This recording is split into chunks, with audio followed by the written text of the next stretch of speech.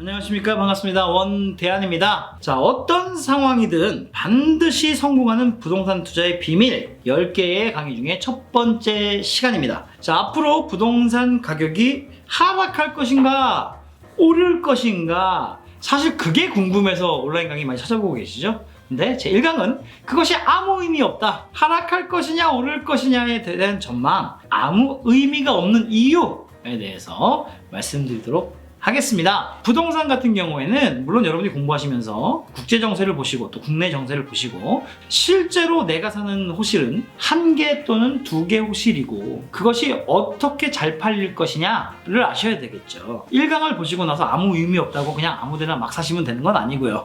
반드시 올라가는 애도 있고 머무는 애도 있고 떨어지는 애도 있습니다. 근데 얘가 어떠한 공식이 있다는 거죠. 그 공식이 1강부터 10강까지를 쭉 들어보시면 이렇게 진행되는구나 라고 보시면 되겠습니다. 저도 다른 분들이 어떻게 강의하는지를 보기 위해서 유튜브도 가보고 블로그도 가봅니다만, 떨어질 거다라고 예상하시는 분도 계시고 오를 것이다 라고 예상하시는 분도 계세요. 근데 그분들의 1년 전 영상, 5년 전 영상, 10년 전 영상을 봐도 지금 떨어질 거다, 위기다, 하락할 거다라고 얘기하시는 분들은 거의 대체로 늘 부정적인 전망을 내놓으시고요. 그럼에도 불구하고 이제 내년 봄부터는 잘 될 거다라고 얘기하시는 분들은 그분들은 대체로 긍정적인 전망을 내놓고 계십니다. 자, 많은 부동산 전문가들이 될 거다 말 거다, 아니면 지금은 좀 기다려라 라는 영상들을 많이 올리고 있는데, 그 이유는 사실은 오를 거다 내릴 거다 전망이 어려워요. 어렵고 그것도 맞는 얘기도 아니에요.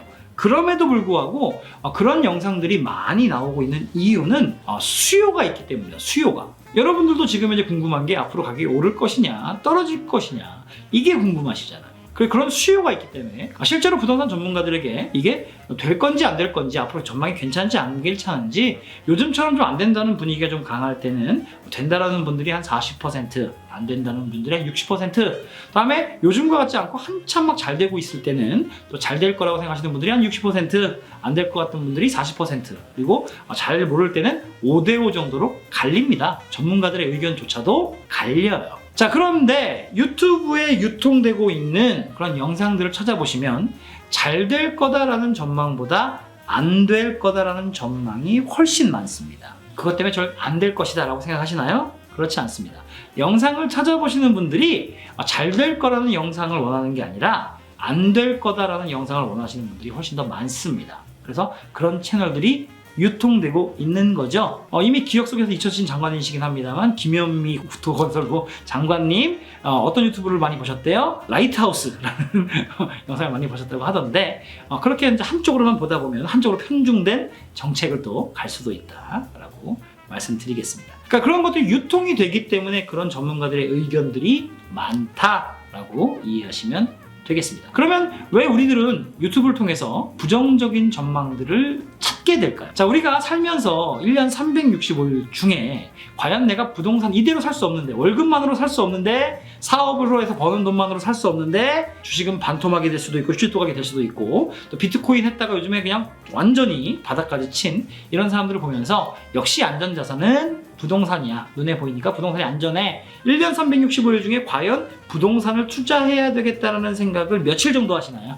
한 3분의 1인 100일 정도? 하지 않나, 그것도 안 하실 거예요. 1년 중에 내가 부동산 투자를 해봐야 되겠는데 해봤자 20일이 채 안 될 겁니다. 자, 그런데도 불구하고 여러분들이 이렇게 찾아서 저희 사이트를 들어오셨다는 것은 갑자기 그냥 부동산 투자를 해봐야 되겠다는 생각이 든 게 아니라 내 주변에 누군가가 뭘로 돈을 벌었다 카더라라는 얘기를 들으셨거나, 아니면 모델하우스를 방문하셨거나, 아니면 지금 매매를 계획 중에 있으시거나 하는 부동산과 관련된 작든 크든 어떤 이벤트가 발생되셨다는 거죠. 그리고 이벤트가 발생된 상황에서 내가 좀 망설여지는 거죠. 과연 지금 내가 투자하는 게 옳은지 안 옳은지, 그거에 대한 답을 인터넷에서 찾고 싶으신 건데, 아마도 그걸 권한 사람이 여러분에게 계속 용기를 주셨을 거예요. 될 수밖에 없고 이게 왜 되고 라는 얘기를 들으셨을 거예요.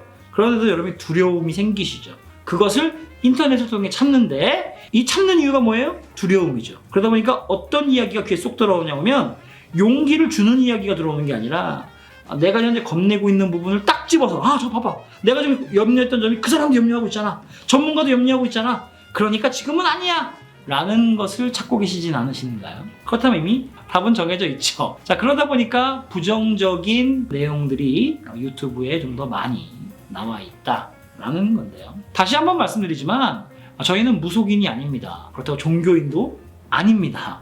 이게 된다 안 된다 맞추고 안 맞추고 용하다 아따 그 집 용하네 그런 게 아니거든요. 부동산 전문가라 하면 시대를 읽어야 되고 지역을 읽어야 되고 그리고 입지를 읽어야 되고 그리고 타이밍을 읽어야지만 전문가라고 얘기할 수 있겠죠. 그래서 대다수의 부동산이 하락을 하더라도 버텨주는 애들이 있고요.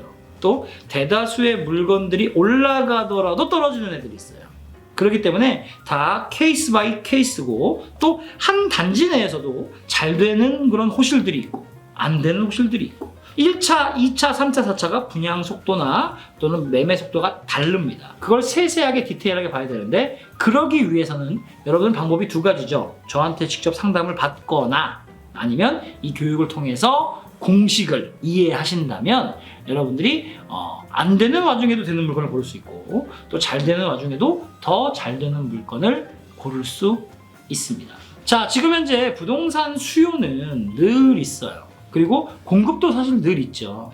이 공급이라는 건 방식이 두 가지입니다. 건설사에서 지어서 새로 분양하는 거에 대규모 공급이 있을 수 있고요. 매매에 의한 거래가 있을 수 있겠죠. 사실 뭐 수요가 폭발적으로 늘어나는 일은 별로 없고 예를 들어 뭐 기관이 들어오거나 좀 병원이 생기거나 갑자기 일자리가 늘어나서 수요가 폭발할 수는 있겠으나 그런 게 아니라고 한다면 수요는 늘 있는 거거든요. 수요는 늘 있는데 공급이 부족해지면 가격이 올라가고 또 수요는 늘 한정적이고 늘 있는데 공급이 갑자기 많이 확대되면 미분양이 나고 뭐 이렇습니다. 그래서 수요와 공급에 의해서 결정이 되는 거죠. 부동산 왜 관심 있게 보시나요? 그냥 내가 살고 싶은 집을 산다 이것 때문에 보시는 건 아니잖아요. 내가 살고 싶은 동네에 살지만 얘가 현재 가격이 아니라 가격이 오르기를 바라시는 거잖아요. 그래야 투자잖아요. 그래서 이 10강 중에 첫 번째 가장 기본적인 원리를 말씀드립니다. 이 원리를 이해하시면 실패하는 투자를 하지 않으신다. 제일 기본적이고 제일 중요한 원리를 말씀드립니다. 자, 부동산 가격은 그냥 오르지 않습니다. 이유 없이 오르지 않아요. 그러면 그 물건이 오를 것이냐 오르지 않을 것이냐 라는 것에 대한 전망은 오를 거에 대한 여러분들이 합리적으로 이해가 되느냐 그렇지 않느냐를 보셔야 돼요. 자, 예를 들어 볼까요? 잠실에 있는 오피스텔이라고 쳤을 때 여러분들은 어떠세요? 투자하실 만하실까요? 시세 차익을 주로 본다고 했을 때 일단은 오피스텔은 제일 중요한 게 공실률이거든요. 자, 그런 측면에서 직장도 많고 편의시설도 많고 그리고 또 도시도 꽤 괜찮고 교통편 편리하고 좋죠? 자, 그런 측면에서는 공실이 발생하지는 않습니다. 하지만 부동산 투자의 가장 중요한 덕목이 뭐라고 생각하세요? 저는 시세 차익이라고 생각합니다. 자, 시세 차익, 월세를 받는 이유가 뭐냐? 시간이 지나서 발생하는 차익인 건데 그렇게 해서 시간을 보내야 되잖아요. 그 중에 하나의 수단이 월세가 되겠죠. 이 월세의 진짜 목적을 알아야 된다. 6강에 저희가 다음에 월세에 자세하게 좀 더 말씀을 드리겠습니다만 자, 시세 차익이라는 것은 그냥 시간이 지난다고 차익이 발생하지 않아요. 부동산이잖아요. 얘 반대말은 유동자산이죠. 유동자산과 부동자산이 전혀 다르니까 성격이 다르고 목적이 다르니까 여러분이 현재 현금을 보유하고 있어요. 예금, 적금, 뭐 펀드, 채권 언제든지 간에 돈을 바꿀 수 있는 이런 것들 유동적인 자산. 이 유동적인 자산이 결국 금리가 오른다는 얘기, 인플레이션이 된다는 얘기는 반대로 돈의 가치가 하락한다라는 거죠. 반대로 물건의 가격은 올라간다는 게 되겠죠. 그래서 물건, 부동산으로 가지고 있다가 또 언제고 다시 또 유동자산으로 가지고 오는 것 이게 투자잖아요. 그러니까 부동산을 매입했다가 투자가 아니라 부동산을 샀다가 다시 유동자산으로 바꿔와야 투자인데 잠실에 아까 말씀드렸던 오피스텔 같은 경우에는 제가 봤을 때 5년을 가지고 있든 10년을 가지고 있든 그 동네가 갑자기 현재보다 더 미래도시가 되고 더 편리해지고 더 좋은 직장들이 생기기에는 10년 만의 시간으로는 어림없다라고 봐요. 왜? 이미 편리하고 이미 살기 좋으니까. 그냥 그 모습 그대로죠. 그러면 뭐만 올라가냐면 물가 상승률만 올라가요. 돈의 가치가 떨어지는 것만큼 물가 상승률로 올라가는데 문제는 뭐냐면 이 부동산은 감가가 상각된다는 거죠. 늙어간다라는 거죠. 10년 전이나 20년 전이나 그 동네가 그 동네라고 한다면 물가 따라는 가격은 올라가겠지만 그만큼 감가로 하락된다. 동네가 변화되지 않는 동네에 투자할 것 같으면 차라리 그거 하지 마시고 금 투자하셔라. 금은 10년이 지나고 20년이 지나도 감가 생각이 안 돼요.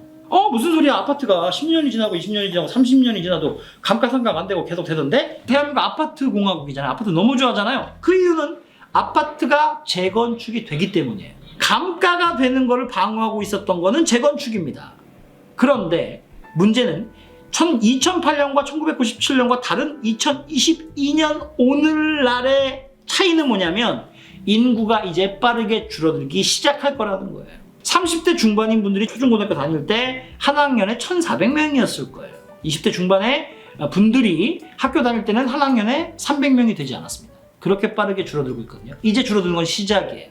재건축이라는 게 현재 세대수만큼 똑같이 깨끗하게 만드는 게 아니잖아요. 용적률을 더 높여서 세대수가 늘어난단 말이죠. 그런데 2020년부터 슬슬 징후가 나타나요. 재건축된 아파트들이 미분양이 나기 시작했습니다. 그건 시작이에요. 이제부터 앞으로 매번 재건축된 아파트들은 미분양이 나기 시작할 거예요. 우리 머릿속에 빠르게 아파트는 무조건 돈이 되고 절대 떨어지지 않아. 아파트 불패신화야. 특히 수도권에. 이 인식에서 아파트는 재건축하면 미분양이 나 라는 것으로 빠르게 전환될 겁니다. 이제 아파트는 재건축이 되지 않는다 라고 봤을 때 이미 서울에 늙어간 아파트 되게 많고 이미 늙은 아파트 되게 많죠? 근데 걔가 가격이 여태까지 방어되고 버텼던 이유는 재개발 재건축의 기대 때문이었습니다. 근데 재개발 재건축이 사라진다고 하면 이제 뭐만 남아요? 감가만 남겠죠. 그게 현재와 예전과 다른 점이다라고 보시면 되겠어요. 그래서 자, 이유 없이 오르지 않습니다. 예전에는 우리나라의 국력이 빠르게 상승하면서 못 사는 나라에서 개발도상 국가가 됐고 중진국이 됐고 이제 선진국이 됐고 이렇게 가파르게 성장을 하면서 나라의 성장과 마찬가지로 발맞추어서 내 집의 자산들이 함께 어디나 다 올랐던 시절인데 이제는 탑 10 안에 진입했단 말이죠. 그러면 이젠 성장률이 둔화될 수밖에 없어요. 한없이 그때는 미국이 우리한테 퍼주기만 했지만 지금 왜 바이든이기 때문에 견제하느냐? 그렇지 않습니다. 우리의 기업이, 우리의 사업이 미국을 위협할 만큼 성장했기 때문에 이제는 파트너가 아니라 경쟁자이기 때문에 경쟁하는 겁니다. 바이든이 아니라 다른 사람이 대통령이 됐더라도 그랬을 거예요. 그러니까 이제 우리가 점점점 싸울 수 있는 게 녹록지 않다는 거죠. 그리고 계속해서 탑 10 안에 머물러야 되죠. 경제 성장률이 둔화될 수밖에 없기 때문에 아무데나 사서 아무데나 오르던 시절은 끝났다라고 보셔야 돼요. 거기다 인구수가 줄고 있다라고 보셔야 되죠. 부동산 투자를 하려고 한다면 모든 부동산이 올라서 오르는 거 절대 아니고요. 모든 가격이 떨어져서 떨어지는 거 절대 아니고요. 그 동네에 결국 부동산의 에너지는 일자리거든요. 부동산이 금보다 좋은 투자인 이유는 뭐예요? 그 동네가 이렇지 않았는데 이렇게 바뀌었어? 그 동네가 이러지 않았는데 이렇게 됐어? 라는 것. 그거에 대해서 받는 돈이 시세 차익이다라고 보시면 됩니다. 그 공식들은 또 이제 다음 강의 때 함께 또 하나씩 또 알아보실 건데 오늘 1강에서 여러분의 머릿속에 들어오시는 건 뭐냐면 원인 없는 상승은 없다는 거예요. 원인이 반드시 있어야 되죠. 그 원인이 교통에 대한 원인이 됐든 일자리에 대한 원인이 됐든 예전과 달라서 이 동네가 이렇게 바뀌었어? 에 따른 그만큼의 가격 상승이 있을 거다. 그래야지만 투자다. 그냥 막연하게 투자하는 거 그냥 이것은 투자가 아니다 라는 것으로 1강의 그런 주제를 잡겠습니다. 그러면 정당한 이유에 의한 시세 차익 무엇들이 있겠는지 이후 강의에서 하나하나 또 따져보도록 하겠습니다. 감사합니다.